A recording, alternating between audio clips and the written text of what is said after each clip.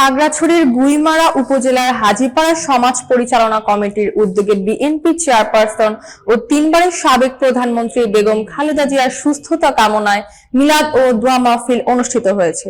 গুইমারা প্রতিনিধি দিদারুল হৃদয় জানান, রবিবার বাদ মাগরিব বিজিবি হাসপাতালের সামনে হাজীপাড়া জামে মসজিদে এই দোয়া মাহফিল আয়োজন করা হয়।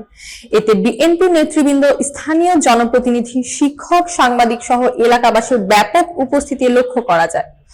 অনুষ্ঠানে সভাপতিত্ব করেন হাজীপাড়া সমাজ পরিচালনা কমিটির সভাপতি মোহাম্মদ ইকবাল। প্রধান অতিথি হিসেবে উপস্থিত ছিলেন খাগড়াছড়ি জেলা বিএনপির যুগ্ম সম্পাদক অ্যাডভোকেট আব্দুল মালেক মিন্টু। বিশেষ অতিথি ছিলেন উপজেলা বিএনপির সভাপতি সাইফুল ইসলাম সোহাগ, সাবেক সভাপতি মোহাম্মদ ইউসুফ, সিনিয়র সহসভাপতি আবুল কাশেম, সাধারণ সম্পাদক মোহাম্মদ মাহবুব আলী, সাংগঠনিক সম্পাদক আইয়ুব আলী ডালিম, হাফছড়ি ইউনিয়ন বিএনপির ভারপ্রাপ্ত সাধারণ সম্পাদক ফারুক হোসেন সুমন সহ উপজেলা ও ইউনিয়ন বিএনপির নেতৃবৃন্দ। বক্তারা বলেন, দেশনেত্রী বেগম জিয়া গুরুতর অসুস্থ অবস্থায় চিকিৎসাধীন। তার সুস্থতা কামনায় দেশ জুড়ে মানুষ দোয়া করছে।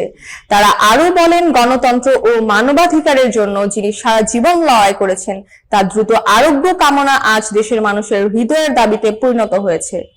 দোয়া পরিচালনা করেন হাজীপাড়া জামে মসজিদের খতিব মাওলানা সাইফুল ইসলাম। তিনি বেগম জিয়া দ্রুত রোগমুক্তি, দীর্ঘায়ু ও সুস্বাস্থ্য কামনা করে মোনাজাত পরিচালনা করেন।